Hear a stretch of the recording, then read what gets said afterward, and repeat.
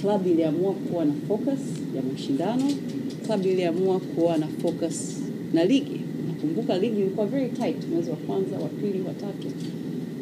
Kipindi kile tulikaa na wadau wetu Azam TV na Azam Media. Vipi kama media partner wanaweza kutusaidia kuendeleza miradi mbalimbali na kuwa na mipango ya maendeleo ya vilabu vyetu, sio Simba tu, vilabu vyote vya Tanzania. How Azam wanaweza kutusaidia? Mwezi wa 3 wa 4 tulikaa na Azam TV na walibuni idea maalum, nani zaidi. Simba kwanza tulikuwa na lengo la Azam kuwa media partner kwenye kampeni yetu tu. But Azam kuwa na moyo wa kipekee, waliona ni muhimu sana kuendeleza vilabu vyote. Na tuanze na Yanga na Simba. So mwezi wa 4 idea ilikuwa born. Na tuliamua kwamba kama Simba inataka kuendeleza ujenzi wa uwanja na miundombinu mbalimbali, why not kushindanisha vilabu mbili? Why tu Simba? Tunaweza kusaidia pia Yanga. Tuwe na campaign maalum ya vilabu mbili. So mwezi wa 4 tulikuwa tunaongea na Azam Media, tulikuwa naongea na wadau wetu wa Yanga, kwa sababu when it comes to commercial interest, vilabu lazima tusimame pamoja. Right? Yeah. When it comes to commercial interest, vilabu lazima tuwe aligned. Ndio maana hivi karibuni umetuona nilikuwa na Senzo, nilikuwa na Bwana Fedha wa Yanga. Tunakaa kwenye vikao maalum na mheshimiwa waziri na wadau mbalimbali, kwa sababu kwenye commercial interest ya vilabu lazima tuwe pamoja. We're aligned. We're together. So mwezi wa 4 tulianza mchakato, mwezi wa 5 tumesaini mkataba. Tumesema ngoje tukae kimya mpaka tumalize mchakato mzima. Leo hii mwezi wa 6 leo tunasign na tumekamilisha campaign mpya. So kwa Simba hii ni phase 2. Phase 1 ilikuwa tumeamua tunaweza. Phase 2 ni nani zaidi. Na kama club sisi tunaendeleza ujenzi wetu. Na kabla ya kujenga uwanja lazima uwe na infrastructure. Mwezi wa 12 mimi kama CEO nilisafiri nienda Doha. Nilikuwa na mkutano maalum pale na CAF. Tumezunguka. Mwezi wa 2 mwenyekiti wetu Mutaza Mangungu amezunguka kaenda Uturuki kuangalia viwanja. Tumeshapata costing. Mwezi uliopita tumeshakamilisha drawings kama club. Na tunajua tukimaliza msimu tutatangaza kile ambacho Simba inaenda kujenga. Tunahitaji kukamilisha hostel zetu, tunahitaji kukamilisha our full infrastructure kabla ya kuanza ujenzi wa uwanja. Na hii program kupitia Azam TV na Azam Pay wanatuwezesha. Na hii ni campaign maalum ya kuendeleza ujenzi wa Simba. Sisi tunawashukuru sana Azam TV kama media partner kuwekeza. Hii ni uwekezaji na kuonesha umuhimu wa kuendeleza vilabu vyetu. Leo hii najua ni aibu kwa sisi sote, tungependa leo Yanga na Simba tuwe na our own infrastructure. Tungependa kuona wakina Memlodi na Al Ahli wanatutembelea, wana camp kwetu. But kwa sasa hatuna infrastructure. Ndio maana ni campaigning. So ningependa wana Simba wote, na Ahmed ataendelea zaidi, ningependa wana Simba wote upige kura. Kura zenu zinaenda kwenye ujenzi wa miundombinu ya klabu yetu. Hii ni project muhimu sana. Kama tunataka mpira wa Tanzania iendelee, vilabu vikubwa na vilabu vyote zinahitaji infrastructure. Na upande wa Simba tumeamua hela zote zinaenda moja kwa moja kwenye ujenzi, na ningependa Azam walivyosema itakuwa transparent. Process iko wazi. Leo unaingia kwenye Azam TV unaona kura zinaendeleaje. Kuna shingapi imekusanywa. Pia ukiingia kwenye website ya Simba utaona kuna shingapi imekusanywa. Na kila week Azam ni partner, kuna Yanga TV na Simba TV. Na kila week vilabu itakuwa natoa ufafanuzi. Wiki hii tumefanya hivi, wiki hii tumefanya hivi.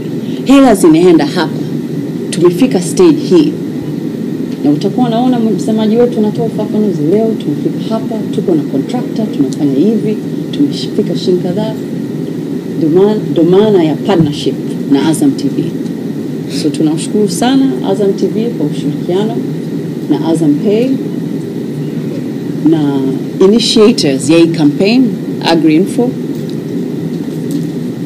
Tunaendeleza, tumeamua tunaweza. Phase 2 ni nani zaidi. Asante Azam TV na Azam Pay kwa ushirikiano, na tungependa kuona hivi karibuni tunapoingia kwenye Charity Shield unatoa status tumefika wapi. Tunapoanza msimu unatoa status tumefika wapi. Ukubwa wa vilabu vyetu sio tu kwenye matokeo ya mpira. Ukubwa sio tu kwenye usajili. Ukubwa wa vilabu ni miundombinu. Ukubwa wa vilabu ni commercial growth. Unaona sponsors inaongezeka, unaona infrastructure inaongezeka, unaona partners mbalimbali in kind wanaongezeka, ikiwemo Azam. Asante Azam. Hii microphone iende sasa kwa Ali. Na nikumbushe tu kwamba tulichokuleta hapa ni nani zaidi. Yale ya mpirani tunayaacha mpirani. Sasa hivi tunaongea biashara. Jinsi gani ya kuinua klabu zetu, jinsi gani ya kuinua miundombinu zetu, jinsi gani ya kukuza soka letu la Tanzania. Wao wanazungumza. Sasa nikia hapa au mimi hapa kwa sababu mic iko kule. Yes. Kusikia au? Yangu nataka microphone nyingine. Niongee mwenyewe. Somalia. Somalia. Bismillah.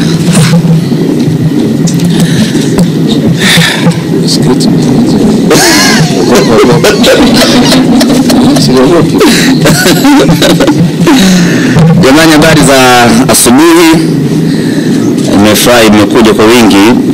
Ni ishara kwamba jambo hili ni kubwa na jambo hili mmeliheshimu, na ili tupige hatua kwenye kila jambo la kimaendeleo lazima heshima iwepo. Jambo letu la leo ni la tofauti kidogo, ambalo linahusiana na maendeleo halisi ya vilabu vyetu vikubwa hapa nchini. Na Simba na Yanga zinapopiga hatua ndivyo ambapo mpira wa nchi unapiga hatua, lakini vile vile vilabu vingine vinapiga hatua. Hii leo timu ambayo inapanda daraja ama timu ambayo inaanzishwa haiwezi kuwa na kiu ya mafanikio ya kutengeneza vitu vyake kwa sababu hawana pa kuiga. Wakiwaangalia wakubwa wa nchi kwa maana Simba na Yanga, wanawaona wanakodi viwanja mpaka leo, wanawaona wanakodi hostel mpaka leo. Kwa hiyo hata na wao wanakuwa hawana mfano mzuri wa kuiga, kwa hiyo na wenyewe wanasalia kuwa pale pale, na matokeo yake mpira kwa ujumla unadumaa. Tumeshapiga mark time muda mrefu kwa zaidi ya miaka 87, kwa zaidi ya miaka 86, bado tuko pale pale. Hivi sasa tumechukua mwenendo mpya kuhakikisha kwamba vilabu hivi viwili vinapiga hatua kutoka hapa tulipo, tunakwenda mbali zaidi. Ushindani wetu, ubishi wetu unasalia kwenye dakika 90 za uwanjani, lakini linapokuja swala la kimaendeleo ni lazima tuwe na common interest, ni lazima tuwe na lugha moja ili Yanga asonge mbele na Simba asonge mbele.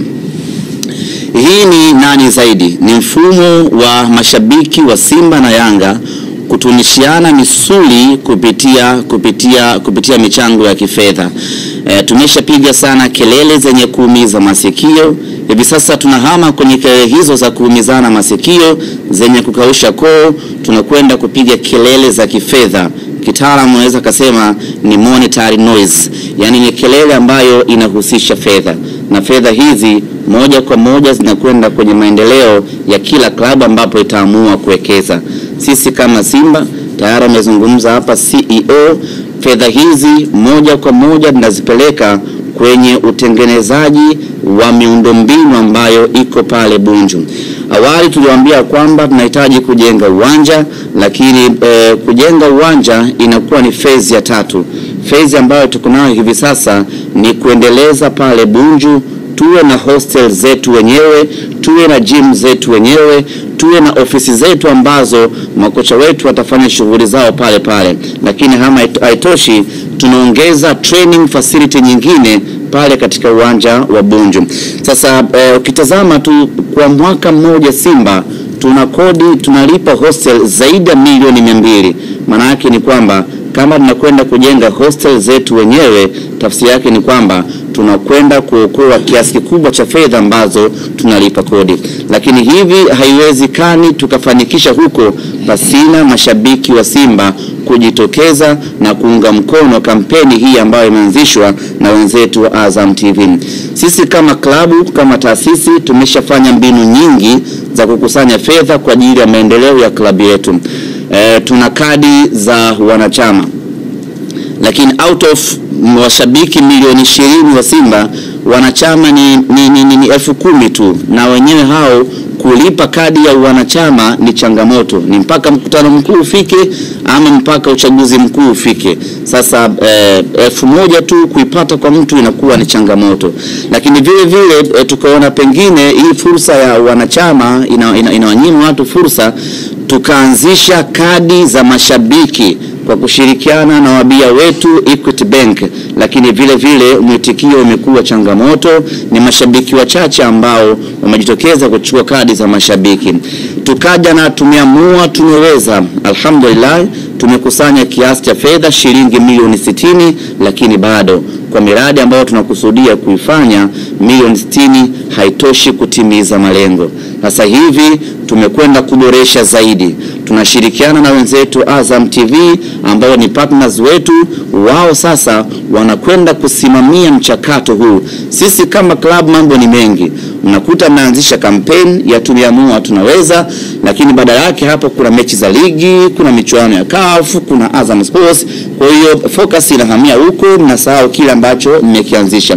Lakini hii kampeni ya nani zaidi, maana yake ni kwamba itakuwa na watu special kwa ajili ya kuisimamia, na watu hao ni Azam TV, Azam Pay pamoja na Agri Info. Kwa sisi kama Simba, jukumu letu itakuwa ni kuendelea na shughuli nyingine za kutafuta kocha, za kuwasajili wachezaji bora, za kwenda kwenye mashindano, alafu hawa wabia wetu wenyewe wanaendelea na kukusanya michango. Mwisho wa siku wanatuletea mzigo ambao umekamilika, tunakwenda kufanya project zetu. Kwa mimi niwaambie wana Simba ya kwamba hii ni fursa yetu sasa muhimu.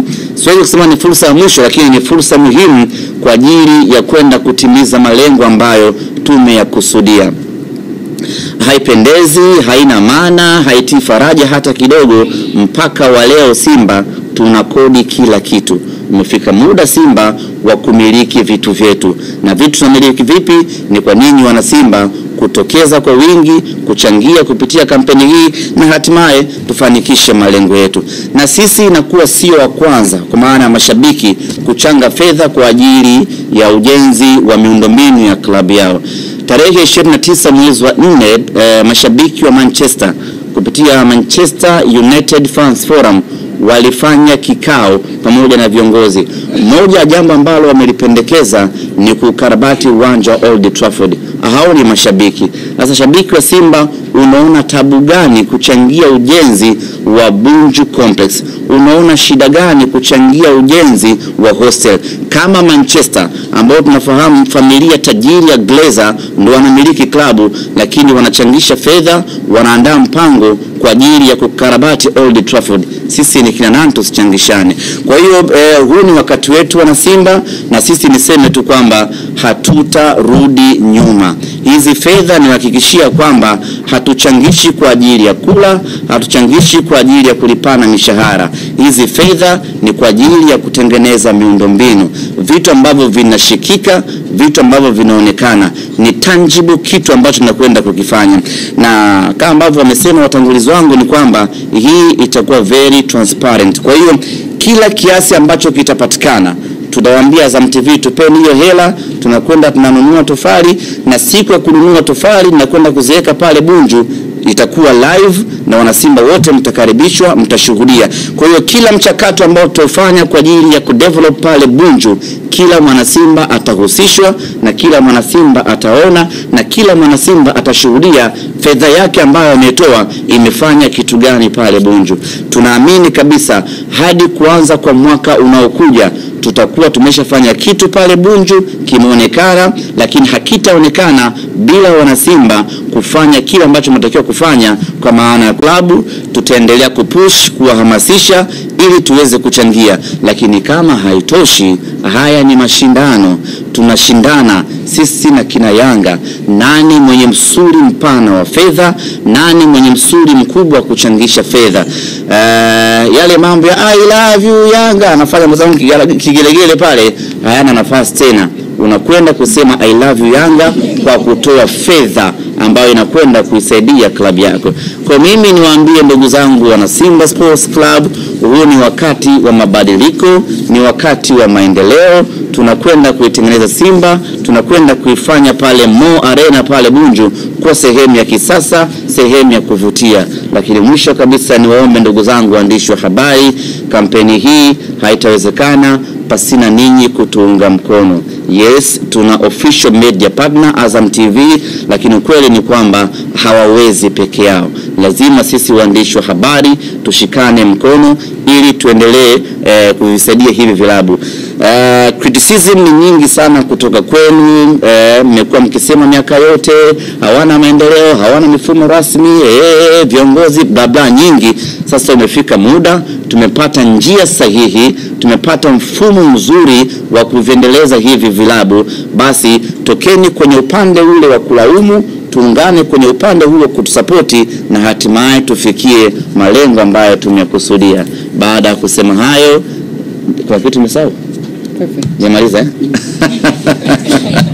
Bwana, asanteni sana.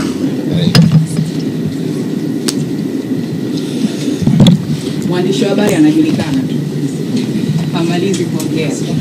Nikipenda kumkaribisha my brother from another mother. Okay. Ndumisa kana dumela muzani zapti kanangane bakaleta haholo fle. Okay, ningependa kumkaribisha CEO wa Yanga Senzo, ambaye naye atatuelezea kwa upande wa Yanga hili jambo wamelipokeaje, na yeye apate nafasi ya kuongea na fans wa Yanga, kuhamasisha kwamba hili ni jukumu lao sasa kucheza soka mkononi kwenye simu, si ndio? Kwamba tunapigia kura klabu ya Yanga ili na wao waweze kuleta maendeleo kwenye klabu hiyo. Karibu sana sasa. Asante sana Christina. Asante sana wana Yanga wenzangu. Ali, I love Yanga, you know? Thank you very much for the opportunity. Nimetoka kwa Kiingereza so that I can give you a brief outlook of this project, and hopefully you can catch it. This is one of those projects that you cannot take for granted.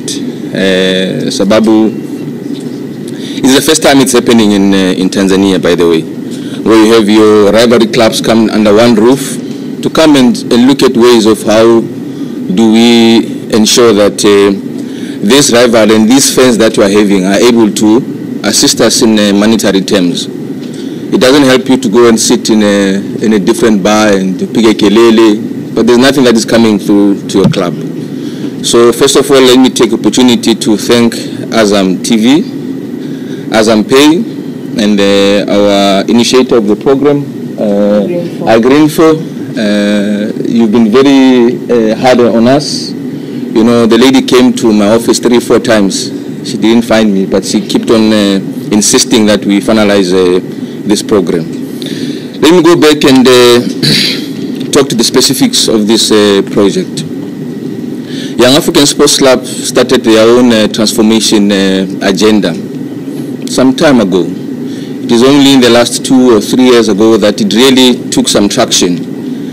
And the transformation agenda is really to ensure that the club becomes a more professionalized club, a club that is able to account for every little penny that they get in their coffers, in terms of making sure they've got a proper team, making sure that they've got infrastructure, as my colleague from Simba Barbara said. So we've started our own transformation agenda. So we are very proud today that all the plans that we had as young Africans, they are coming together with such programs that have been brought forward by Azam on our table. Let me say that there should not be any confusion.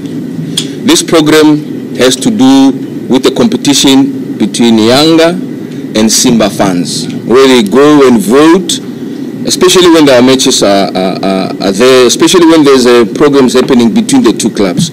It does not disturb our current programs that we're having. Remember, as young Africans, we've got our own transformation agenda we're having. We have a digital transformation that we are busy with. Currently, we're busy with Usagili Wanachama. We're building new database. So those programs of young Africans, they continue. This is an addition to ensure that the club can get a further income. It does not mean that now we've abandoned those programs. We are very, very happy and excited with this program. We're encouraging our fans to go and vote, because that money will be coming back to the club. You know, the program is very transparent. Every week we will get the update in terms of how many people have voted, how much money has been sent to the club. So that project is very open. Let me also say that Young Africans has got its own plans. Young Africans has got its own programs. So whatever income that we are getting will be taken to the club to see which of the programs that we have in the club will assist with this money that is coming in. So every income that comes from the club is not necessarily specifically assigned to a particular program. We've got a number of programs. It depends on how we want to allocate the funds that are coming to the club.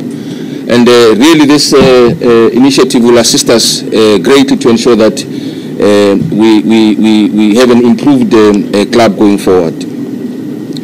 Before I finalize, I want to remind Waandishi wa habari. The first day I came to Tanzania, there was a question that was asked that what is it that you are bringing to the table? You know, I said, you know, when I see the fans in this country, such a special country that you are, when I see the fans, I see money. The biggest question was, how do we ensure that we deduce money out of the fans that you are having? And that money is not for Senzo or for individuals in the club. That money is meant to ensure that the club can move forward. So let me say that Azampe and the partners, now we are monetizing our funds. Now we are extracting value from our funds. Now the fans are not just fans that are Pika Kelele, the stadiums, I love Yanga. Now they will put their money there because now it's about the interest of the club, you know. And commercial relationships are very important when it comes to this. We have our own Utani and rivalries between the club. It's there, we cannot take it away. But it's for the leaders to understand that we need to come together so that we are able to extract more value in terms of the commercial sense. You know, give you an example. When you go back to South Africa, you've got Chiefs and Sundowns.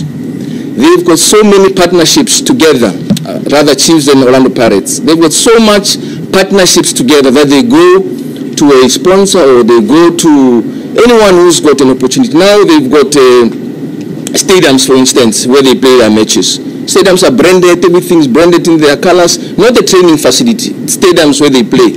But it's because of the relationship they had that, okay, together we go to the municipality, we demand this and this and this and this, and together at the end of the day, everybody wins, you know. So it's very, very important that we don't lose focus or we don't make our rivalry now to be weak because there's relationship. No, the rivalry is there, 90 minutes, one must win, Utani must continue. However, we need to exploit the commercial interests that are of both interest to Yanga and Simba. I mean, Barbara has also told you that we've had a number of meetings leading up to this particular one. We've met ministers, we've met, you don't know, now we are exposing things that we're doing behind doors. But it's all in the interest of taking our clubs forward.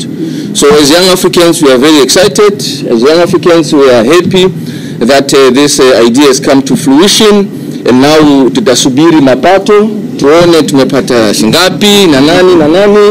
You know, so I'm very, very excited really. This is how, when we mean we take football forward. These are some of the things that shows people that we're taking football forward. You know, Wanayanga wenzangu, tuende tupige kura to make sure that we lead in those boards. When they see the number of votes that are counted, Yanga must be on top. Like we are on top now, we must continue to be on top. With those few words, let me say that thank you very much. I will allow my colleague to come sit where I'm seated so that he can finalize his part of the presentation. Thank you very much.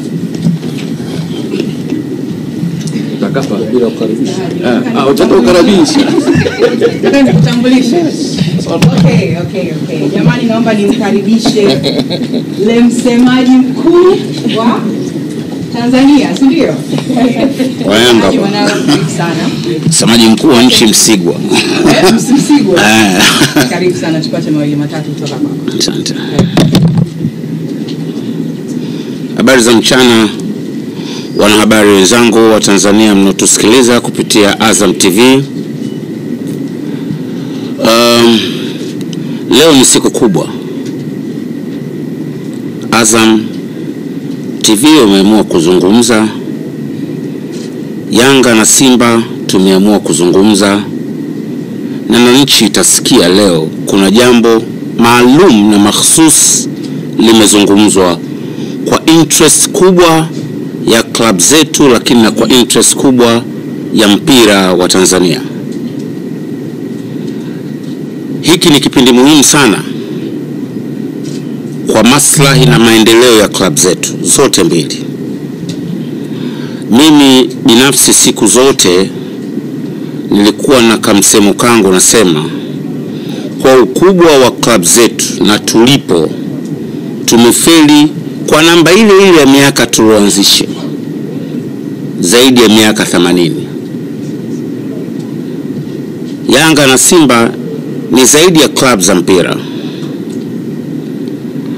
Kama tungezitumia vizuri namba za washabiki wetu, leo na sisi tungekuwa tuko katika hizo level za Wydad Casablanca au Mamelodi ama Ahli ama Zamalek, tena kwa uhalisia, sio kwa kusema. Wenzetu wa Azam wameiona hiyo fursa, wametuletea kupitia jambo hili la nani zaidi baina ya Yanga na Simba kwa upande wa mashabiki. Sisi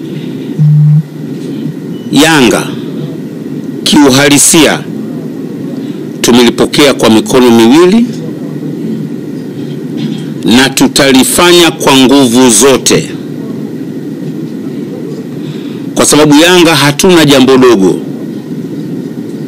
Ukileta tukakubaliana, lazima tulipush kwa nguvu zote. Hatuna kulipush hili kwa sababu tuna kitu kingine mbele. Sisi tumekubaliana na wenzetu wa Azam, tumekaa nao chini, CEO amefanya vikao vingi, ameleta kwenye management, imeenda kwenye level ya maamuzi ya Excom, akisema sasa twendeni, basi tutalichukua kwa nguvu. Kwa hiyo hakikishie watu wa Azam, nani zaidi hii tutalifanya kwa nguvu sana. Ukizingatia mnayo bahati kwamba msemaji wa mabingwa mara 28 wa nchi hii ni balozi wenu. Kwa hiyo mmeleta sehemu mwafaka. Ukiacha mimi msemaji wangu Yanga afu balozi wa Azam, sasa pata picha nguvu tutakayotumia kulipushi ile jambo. Kwa hiyo nawaahidi litakwenda kwa nguvu sana. Na kwa kuwa hivi sasa washabiki wetu wa Yanga wana furaha kuliko washabiki wa klabu nyingine, wako katika mood nzuri, wananenepeana tuko.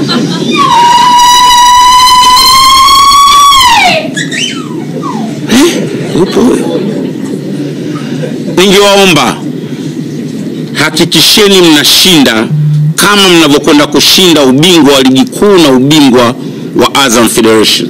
Kila siku mshinde. Hamna hata sababu moja ya kushindwa. mko wengi katika kila mahali. Mmeprove hivyo katika mechi yetu sisi na watani zetu, ndugu zetu, rafiki zetu. Mechi yetu sisi ilijaza zaidi kuliko mechi ambao wao walikuwa wenyeji. Kwa hiyo mnatakiwa mprove tena. Nyie ndio mmeshinda ubingwa mara nyingi zaidi. Nyie mmeongoza kwa mapato ya milangoni viwanja vyote nchi nzima. Vipi mje kushindwa kwenye inani zaidi? Itakuwa ajabu sana. Tofauti yetu sisi na wenzetu mwasikia hapa wasema priority tutapeleka kwenye uwanja. Sisi tutapeleka kwenye uwanja. Ni very clear. Miradi ya uwanja ni mradi mwingine ambao tutawaambia washabiki wetu tunao mradi wa uwanja, mtachangia hiki na hapa. Sisi hizi pesa ni mapato ya kuisaidia club, tutaamua mapato hayo yaende katika mradi gani. Lakini tuwe very clear, hatupeleki kwenye uwanja hata thumni. Mradi wa uwanja tutengeneza mradi mwingine. Yanga inakwenda kumkamilisha na imekamilisha transformation. Wiki ijayo tutatangaza mradi wetu wa washabiki kama ambao tunao mradi wa wanachama. Labda nionyeshe ambao tayari hatujaingiza milioni 60 mpaka sasa hivi ninavyowaambia. Wanachama ambao tumewaandikisha katika kipindi cha miezi michache tuliyopita wanafika 40,000 na Haji is one of them. Kwa hiyo tutakwenda kukamilisha, tunakwenda kuanzisha mradi wa mashabiki proper. Miradi yetu iko proper. Tutakwenda ku-launch next week mradi wa kusajili washabiki kidijitali, na tutafanikiwa kama ambavyo tumeshaonyesha mafanikio makubwa kwenye mradi huu mkubwa ambao umeshaingizia pesa nyingi club, na tutatangaza kwenye mkutano mkuu kiasi cha pesa zilizopatikana kwenye club, matumizi yake. Hivyo tutafanya kwenye mradi wa nani zaidi ambao bila shaka yoyote tutashinda by far, kwa sababu sisi ndio wananchi wa nchi na tuko wengi kuliko washabiki wa klabu yote Afrika Mashariki na ya Kati. Kwa hiyo nawategemea wana Yanga, msiniangushe. Nawaomba sana washabiki wa Yanga. Nitakwenda kila mahali, nitaposti kila baada ya wanawa kuwakumbusha. Na mnajua mimi sina dogo, na wasihi na waomba tushinde katika nani zaidi kama tulivyowashinda juzi kwenye mechi ya tarehe 28. Sawa mabibi na mabwana La mwisho limezungumziwa swala la kushirikiana katika masuala ya kibiashara, masuala ya kiuchumi, masuala ya kimapato. Hili jambo lazima tuliseme kwa kumaanisha. Yaani lazima tusimamie kweli. Kwa pamoja Yanga na Simba tuna common interest ambazo kama tutakuwa tunakaa chini tutafanikiwa katika mambo mengi tu. Niliwahi kusema huko nyuma, na hata bosi wangu nimesha kumwambia kwa mfano hai tu, Simba au Yanga ikenda mkoani kucheza, mapato asilimia zote hatupati Simba na Yanga, lakini wale fans pale wapo pale kuangalia Simba yao au Yanga yao. Niliwahi kuisema huko nyuma nikiwa Simba, na nirudia tena kulisema hapa. Hivi hatuwezi kukaa na bodi na TFF tukakubaliana, sababu pale ni interest ya club. Kwa maana sawa, klabu hizi zipate mapato za mikoani, lakini si asilimia zote. Yaani kwa sababu wale fans wako pale on behalf of Simba au Yanga, same fulani pate Simba na Yanga. Tunawezaje kupelekea clubs zingine mapato, sisi hatupati kitu? Sasa hayo ni sehemu tu ya mawazo ambao sisi clubs mbili kubwa tunaweza tukakaa tukakubaliana tuendelee kutaniana, tucharurane, tuzodoane, tupambane kwenye dakika 90, lakini tunazo interests za pamoja ambazo tukiacha mautani yetu, tukiacha kuzodoana kwetu, tunaweza tukakaa tukaingia kwenye kikao tukasema jamani, hebu tuendeni Simba na Yanga katika tukasimamia hivi. Wamefanya hivyo Real Madrid na Barcelona. Ahli na Zamalek ni wapinzani kuliko sisi. Wale wenzetu wanapigana kabisa nje uwanja. Sisi apigwi mtu kibao. Sana atambua tu bwana wewe usiingie kwa sababu hapa umekuja na wazee wengi, umekuja na watoto wengi. Lakini hatupigani, hatutukanani, yani tukakaa kama hivi nakaa. Kwa Kwa nini tusikae pamoja tukao na jambo ambalo tunaenda kulisimamia? Mfano Gor Mahia na FC Leopard, upinzani wao unakwenda kwenye ukabila, wanapigana baada ya mechi, lakini kuna jambo wanasema sisi tunakwenda kama Gor and Leopards, tunaweza kufanya hivyo. Kwa mimi niwaombe wenzetu wa Simba, nimeshukuru kwamba mmekuja na mmeleta hoja ambazo za msingi.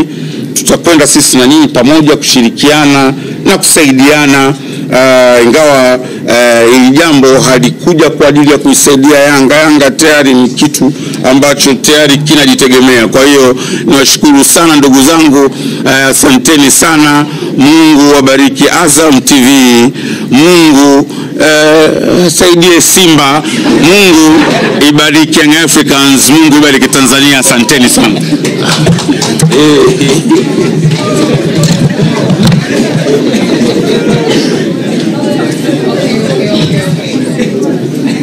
Tunashukuru tumepata machache kutoka kwa watani wa jadi, na kama nilivyosema awali, kazi yetu sisi ni nani zaidi. Utani wetu wa jadi tunaupeleka uwanjani, ndio. Kwa hiyo na nyinyi waandishi wa habari wenzangu mnaocheka, kazi yetu ni nini? Nani zaidi. Najua mmecheka, mmefurahishwa, lakini tukienda kule tunapoandika stories zetu tunaandika nini? Nani zaidi. Nashukuru sana kwa sababu hoja kubwa ni hiyo. Lengo letu sisi ni kuhakikisha kwamba klabu zetu kubwa, klabu zetu bingwa Tanzania zinazidi kuimarika, zinakuwa. Hiyo ndio hoja yetu kubwa, na kuhamasisha fans wa Simba na Yanga waweze kupiga kura, kuzichangia klabu zao ili kuweza kuleta maendeleo. Tumesikia plani zao zote mbili, tumesikia CEO wa Simba, tumesikia CEO wa Yanga, tumesikia wahamasishaji, wasemaji wa klabu zote mbili tumewasikia. Sasa kazi ni kwetu sisi kuchukua ujumbe huu na kuwapelekea Watanzania. Mtanzania apate nafasi ya kuelewa ndoto za klabu yake, na yeye afanye maamuzi kwamba anataka kuichangia klabu yake ili iwe klabu bingwa. Kwa hiyo kama wewe ni Simba, ni jukumu lako sasa kuonyesha ubingwa wako, na kama wewe ni Yanga, ni jukumu lako kuonyesha ubingwa wako, na ubingwa huu unaonyesha kwa kupiga kura, na kura yako sio haiendi bure. Ina maana na wewe unapokuwa unatembea mtaani unavaa jezi yako ya Simba, unavaa jezi yako ya Yanga, unajini kuna neno amelitumia haja. Anyway, kalitafuta. Una show off, unajionyesha kwamba mimi ninaipenda klabu yangu. Kwa nini unajionyesha? Kwa sababu umeichangia katika maendeleo yake, si ndio? Ndio jukumu letu sisi. Sio wewe kupigana kelele I love you Yanga, I love you Simba, alafu unaondoka zako bure. Ina maana tutoe mchango kuhakikisha kwamba klabu zetu zinaimarika, zinakuwa kubwa. Kwa hiyo nani zaidi kati ya Simba na Yanga? Klabu bora, wachezaji bora, jezi nzuri, makocha wazuri na kadhalika. Hilo ndio jambo la msingi siku hii ya leo. Ningependa kutoa shukrani sana kwa kuitikia wito wetu. Agri Info, asante sana kwa wazo zuri. Azam Pesa, thank you very much kwa technology ambayo umetutengenezea. Tunashukuru sana kwa Simba, Barbara, thank you. Ahmed, Senzo, my brother, Yaloboha, Haji Manara, asante sana. Na mwenzetu kule pembeni hajaongea lolote, lakini tunakujua wewe ni nani. Asante sana na waandishi habari mwenzetu na waandishi habari wote ambao mko ndani, tunashukuru kwa muda wenu, kwa kusubiri, kwa kuwa patient. Najua tumewachelewesha kidogo, mna mengi ya kufanya, na tunaamini kwamba story hii mtaondoka nayo, mtaibeba kama yenu, kwa sababu najua hapo wako fans wa Simba na wako fans wa so tubebe story hii tuwafikishie Watanzania kwa uhalisia wake. Patrick, you got something to say? Oh, no, just happy. It's just my own section. Na bila shaka mmeweza kuyasikia na kuyabeba kama ambavyo ameweza kuzungumzwa na CEOs wa timu zote mbili, kwa maana ya kwamba walikaa vikao na wakafikia yale ambayo tumeyasikia. Kampeni ndio itakavyoanza, na unaweza kuona jinsi sura za shasha zilivyo hapa. How beautiful Baba is, how handsome Senzo is. Pia mweze kushinda katika maeneo, lakini kikubwa zaidi ni kwamba Azam Pay wameelekeza, namba tayari zipo, na bila shaka shughuli inaanza rasmi. Imeshaanza. Haya, naambiwa kwamba shughuli imekwisha kuanza rasmi. Kwa hiyo wewe kama mshabiki wa Simba piga vote kwa timu yako, changia, lakini pia wa Yanga na wewe kufanya hivyo. La muhimu ni hizo timu zetu ziweze kujiwezesha, yani zisiwe tegemezi, ziweze kuwa na kipato ambacho pia kiko wazi, na kwa upande mwingine pia itakupa raha ukiwa umechezea juu. Kwa sasa sisi hatuna la ziada kutoka hapa Serena Hotel. Tunawatakia utazamaji mwema wa kipindi cha TV. Endelea kuangalia kile ambacho kinaendelea katika mpeni. Msikose kuangalia mshike viwanjani kila siku saa 3 kamili usiku ili uweze kujua. Chukua hizi, kuna namba na jinsi ya kupiga. Asante. Thank you guys. Namba mchukue mpeperusho bila namba na jinsi ya kupiga. Sawa. Namba na jinsi ya kupiga. Bila maelekezo yote ya namba na jinsi ya kupiga. Namba ni wapati ya. Hizi zina namba na jinsi ya kupiga.